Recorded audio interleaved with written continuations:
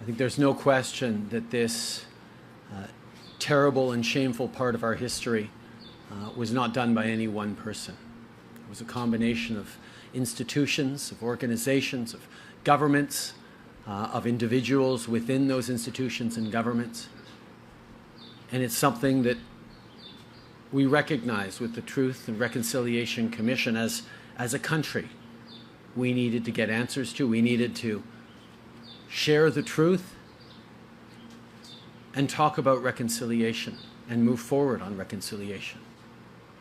It's not simply about looking back and highlighting and underlining and condemning actions of the past.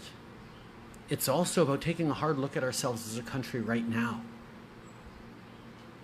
The institutional intolerance, discrimination, and racism that continues.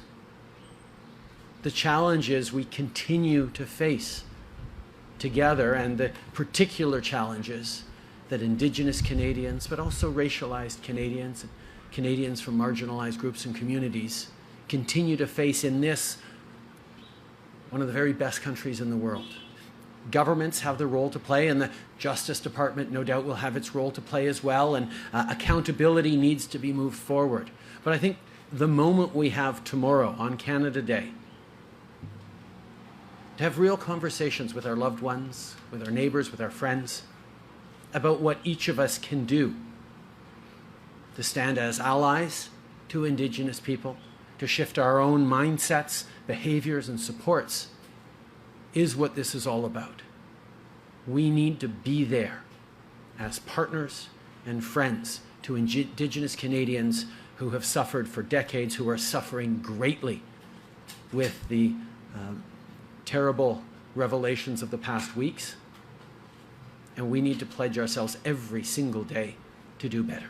Yes, we will celebrate the great things about this country, but we will mostly reflect on the work that we all have to do as individuals and as institutions to be better, to be more like the country we like to imagine we are.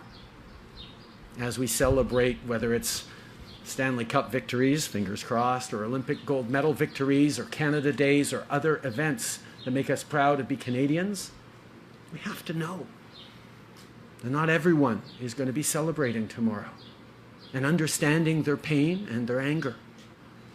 I think the Catholic Church is in the midst of serious reflections on how it needs to move forward, how it needs to respond to not just the Indigenous people who have questions and reflections, but for Indigenous Catholics and indeed non-Indigenous Catholics across the country, like me, who are wondering and hoping that our church is going to step up and recognize its role, its responsibility, and its continued need to do more.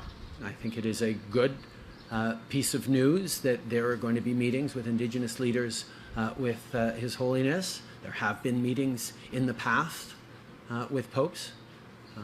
I really hope that this time it will lead towards the Pope coming onto Canadian soil and apologizing directly for the responsibility that the Catholic Church shares in this part of our history.